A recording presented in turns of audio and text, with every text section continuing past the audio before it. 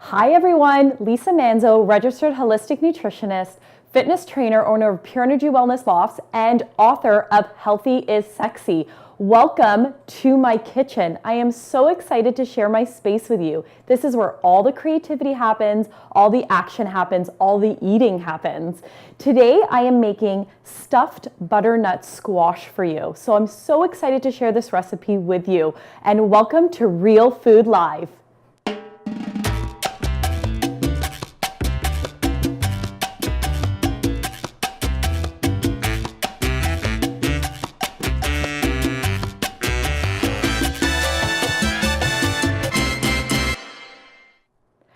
So here in Toronto, we are having uncharacteristically high temperatures. Yes, it's fall, but it still kind of feels like summer, but we can't deny the fact that summer is over and fall is upon us.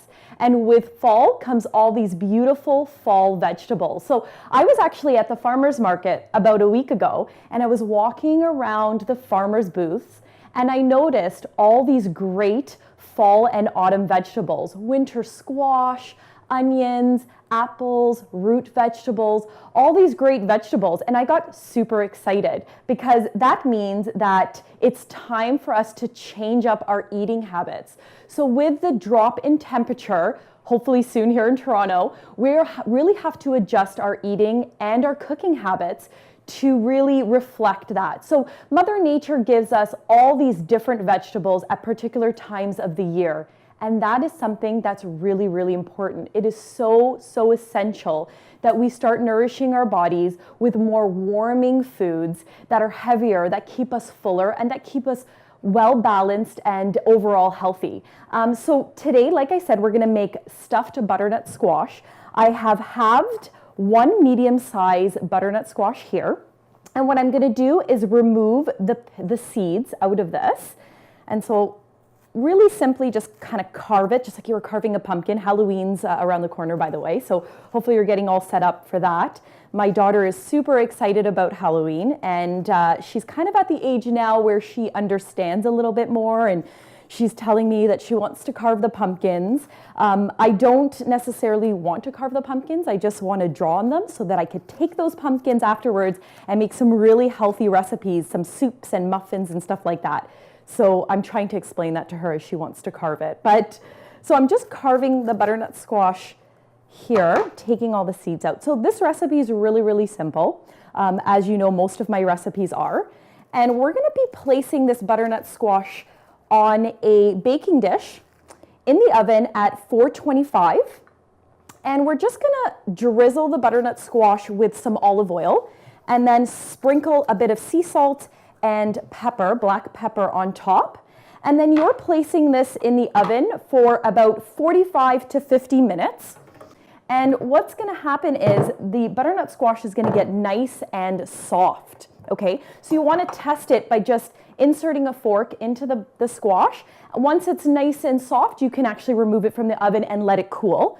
So just drizzling some olive oil here on top. Here we go. And olive oil just gives it such a nice rich flavor as well.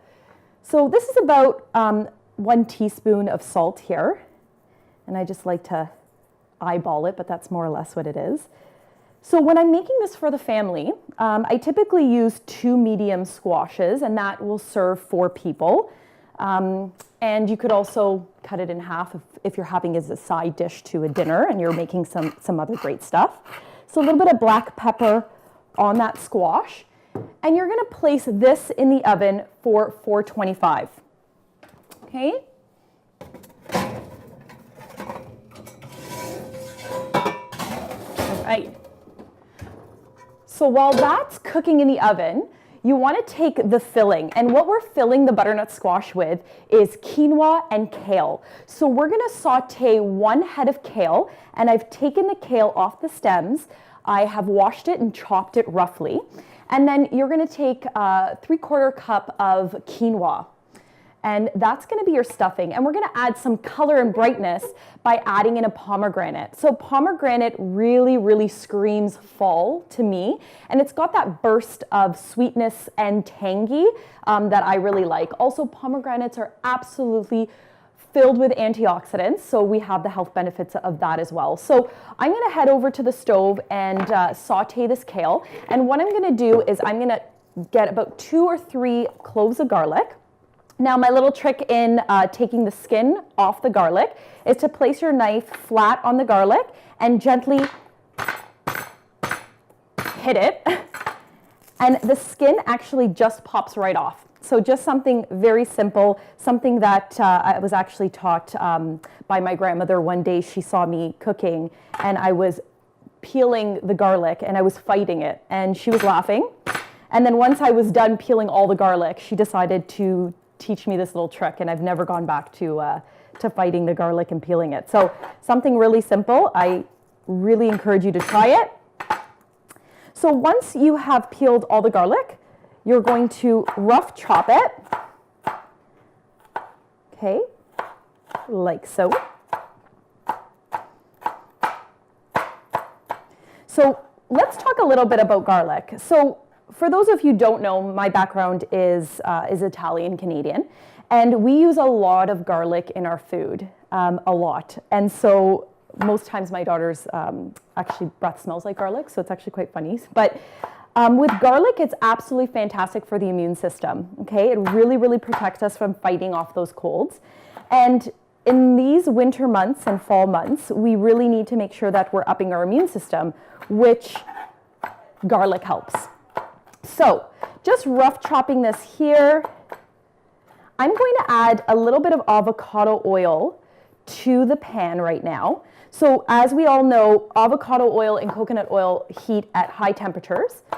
So we want to use these types of oils to cook versus your olive oil, which you like to drizzle on more raw or cooked foods.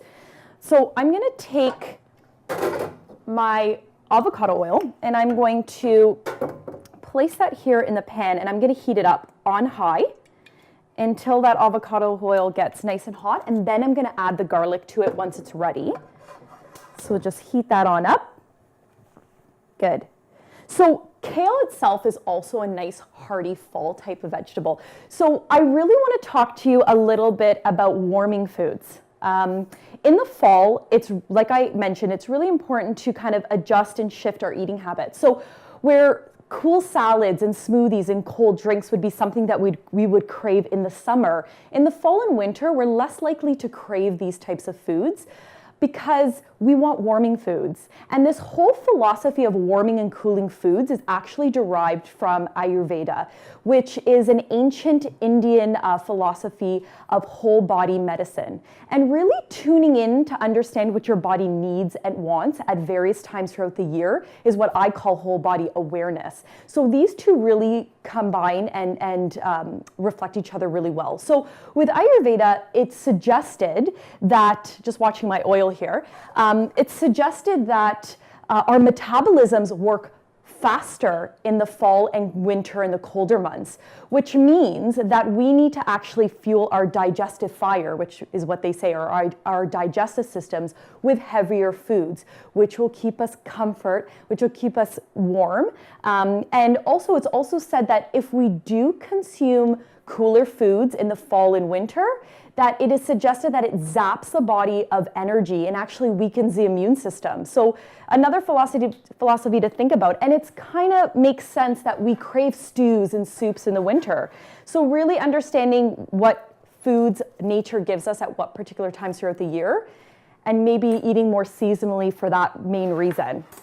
So I'm going to place the garlic into the pan here with avocado oil. And we are going to smell these fantastic flavors here. So the garlic has such a great aroma when sauteing. And you want to make sure you saute the garlic until it's just golden. Be aware that when we do add the kale, especially if you just washed it and it still has some water because kale holds onto the water, that you'll want to lower the temperature because the oil could spark right back up. So just be careful and mindful of that. Now, remember, this looks like a lot of kale, but in fact, once it's wilted, it's not gonna be that much. So 1 head of kale will be fantastic for this recipe here. Oh, smells so good. So this is a really great vegetarian dish as well, and you can get creative with it. If you don't have any pomegranates or you don't like pomegranates, you can also add fresh cranberries. I say fresh because dried cranberries do contain a lot of sugar, so you want to make sure you're always having fresh. And you can also add a bean, so a legume or a chickpea or a lentil to this, and make it your main dish as well. It doesn't just have to be a side. So I'm going to place the kale into the frying pan, like so. And like I said, you're going to wilt this. And this will take about 3 to 4 minutes to wilt. And you could just grab your tongs and turn it over here. But really, you want to place the kale in, place a lid over it, and just allow it to do its thing for 3 to 4 minutes. Now, if a lot's going on in your house, like typically when I'm cooking dinner, either the TV's going, my daughter's calling for me or hanging off my leg, I typically set a timer for this, so 3 to 4 minutes on my timer so that I don't forget about it, because it's so easily forgotten when you're doing 18 other things. So place the lid on, like so. Excellent, we just got a lot quieter there. So once that's done, I'm actually going to place the quinoa, the cooked quinoa, into the bowl, like so. So this recipe, I have to tell you, is so yummy the day after. The flavors really marry with one another, so it's such an easy lunch that you could just heat up, bring to work, or if you really want to save it for a side dish to your dinner, if you're not adding in like your protein or your legumes or anything like that, it's very, very tasty. So you can make a few in advance and have them in the fridge. So tasty. So right here I have my quinoa waiting for my kale, which is sauteing with the avocado oil and the garlic. And I'm going to take my half a pomegranate. So I want to show you my little device here. I'm really excited about this. This was actually purchased for me by a client. So I was complaining about how hard it is to fight these pomegranate seeds out of its shell. But I love, love, love them, and they're so tasty. And so she found this little device, believe it or not, at a local grocery store, just in one of the aisle in the side panels there when they sell little fun things. And it's for pomegranate. So you cut the pomegranate in half. I wish I could tell you what it's called, but I don't know. But you cut the pomegranate in half and you place it down onto the ridges, and then you grab something. I decided to grab this to hammer it down with. I don't know what other people use, but you just gently, or not gently, depends how you're feeling that day, bang on the pomegranates. And as you can see, the pomegranates are coming right out of the shell really easily, and my hands are nice and clean, which I love, because I tend to stain my hands and my clothes when I'm peeling these things. I can't tell you, once I got this gifted to me, I've been buying pomegranates every fall and winter season. 2, 3, 4 at a time. And I will bang them all out and leave them in the fridge. I love to add them to yogurts. I love to just eat them as a snack on the couch when I'm watching TV. Such a great snack. Just gonna make sure my kale is doing okay here. So nicely sauteing. Beautiful.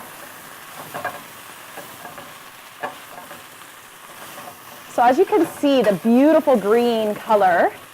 I'm gonna add a little bit of salt and pepper to this as well.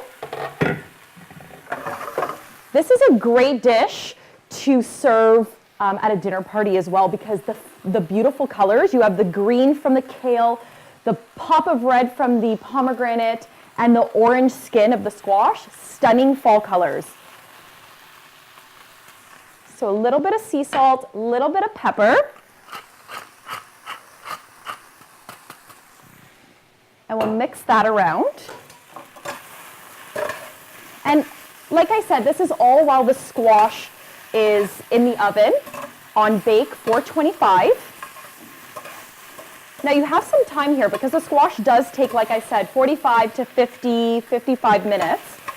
So you have plenty of time to cook this up. So this is almost done. I'm going to actually reduce the heat here to a simmer. Wonderful. While I finish up my pomegranate.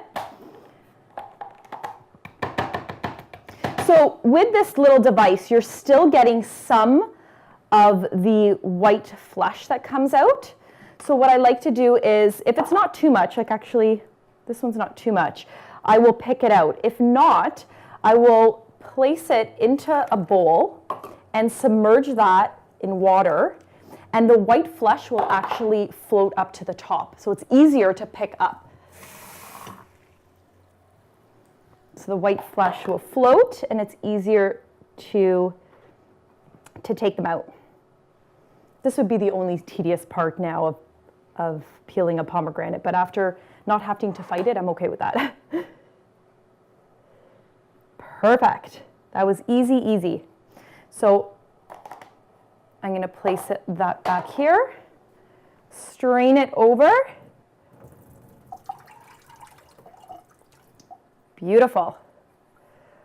Pomegranate just has such a beautiful color and smell. I love how tangy and sweet at the same time it is.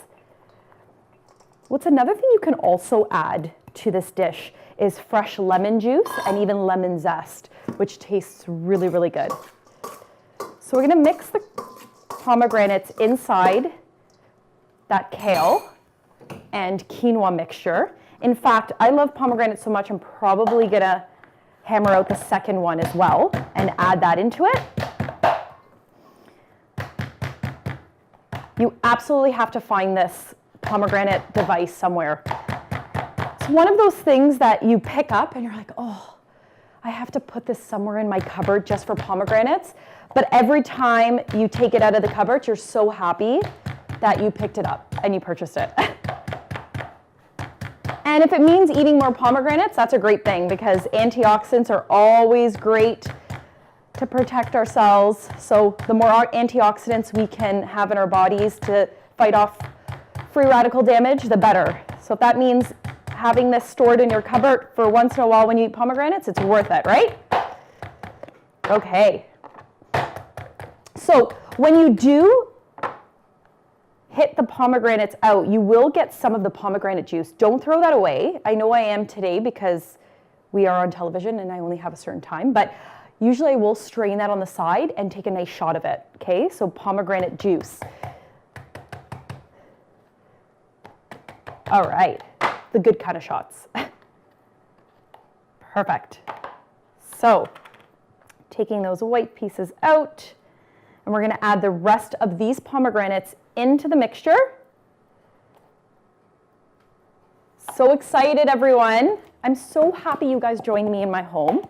I really love, love, love to cook, and to have you here to share this experience with me is so, so special. So thank you. Okay, so as you can tell, pomegranates are in. Now time for the kale. Whew, we're so excited. So look at that. Look at that beautiful green color. Green's my favorite color. I don't know if you can tell in my kitchen, but anything green makes me really, really happy. Makes me feel like I'm connecting more with nature. All right. So I want to make sure we get that garlic as well in there. That's where all the flavors are. Wonderful. So now that that's all in, I'm going to mix it around. As you can tell, the colors are really coming together. Beautiful fall colors. So remember, I tend to talk a lot on this show about how important it is to eat colorful foods because everything is energy, right? Which means the more color you have in your food and your diet, the more colorful you feel. So these types of foods like kale and pomegranate and oranges and anything bright is what's going to brighten your energetic aura. So really making sure that you're eating colorful foods, especially if you're feeling down one day, and sometimes in the winter and fall it can get gloomy. So the more colorful foods you eat, the happier you'll feel, okay? So mind our butternut squash is in the oven. So for the sake of camera, fast forward 45 minutes and it's cooked. So here's our butternut squash, and this is what it looks like once it's, this one here, once it's right out of the oven. So it's, as you can tell, it's nice and soft, okay? What you want to do is carve out the butternut squash. So you want to leave about 1.5 inch rim all along the side, and you want to go down about 1/4 inch, okay? Or 3/4 inches, sorry, right down. So you want to carve it right down so there's enough room for the stuffing to sit right in the center. Now, the stuffing on the inside, if you like a lot of butternut squash, you can place the stuffing back into your quinoa, kale, pomegranate mixture. I personally like the taste of the little bit of squash with the mixture, and I actually scoop out, like I'm doing right now, I scoop out the squash, I put it in the fridge, I cover it, and I actually use it for another recipe. So I'll either make a butternut squash mash and use some beautiful grass-fed butter and make it into almost like mashed potatoes, or I'll even use it into a muffin recipe, some savory muffin recipe. So it will definitely not go wasted if you are gonna carve it out like I am and not gonna put it back into your mixture, okay? So just carving this out here, like so, and it doesn't have to be perfect. Just carving it out. All right. And this can be really therapeutic too. Put on some music, carve out your butternut squash. We never have alone time, so we gotta find ways to do it. Kick everybody out of the house. It's your alone time. I actually always find that I cook better and my dishes come out better when I'm in my own headspace with my own time. So I do tend to kick my husband out for an hour while I make a nice dinner. And then somehow it seems calmer and more relaxed, and I enjoy the food much more. Okay, so I've carved that out.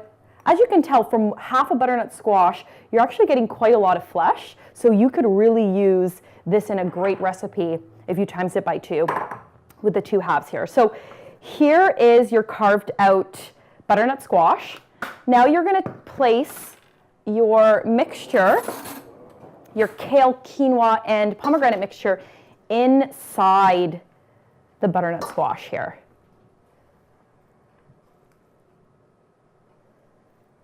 Beautiful. Even with your kale, I rough chopped it, but you could even chop it even into smaller pieces if you wanted to. Look how beautiful. And let me tell you, if you have any leftover kale, quinoa, pomegranate mixture, you can put that in the fridge and add, like I said, any legume or chickpeas to that, and then it becomes a perfect lunch, okay, for the next day. Quinoa will keep in the fridge for at least 3 to 4 days, which is excellent. Remember, we always want to make extras when we're cooking so that it's easy, healthy lunch to grab. We need more easy in our lives. Here you go. Oh, are you getting all those beautiful colors? I know you can't smell the amazing flavors that I get to smell, but at least I'm hopefully sharing that with you as much as possible. Perfect. I like to really pack mine in. So you can also add in, at the end here, you can add in a feta cheese or a goat cheese or a sheep cheese crumble at the top, on the top of it, to give it even a different flavor. So there's a lot you can do. Butternut squash is one of those fall vegetables that is so versatile. It is so good as a hearty soup. It is so good as a pasta dish or a nutritious tart. You can use it as in nutritious tarts. So it's such a great vegetable to start incorporating into your diet if you haven't used it already.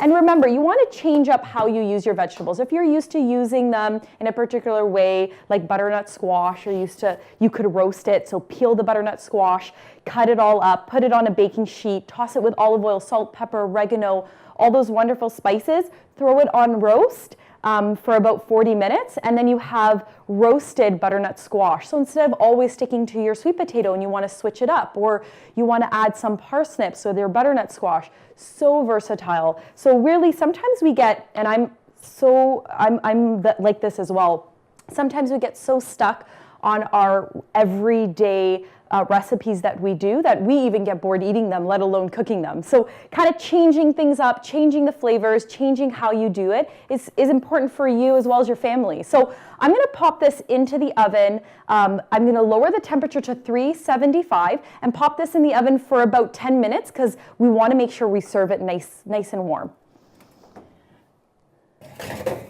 So once that goes into the oven for 10 minutes, this is your time for cleanup.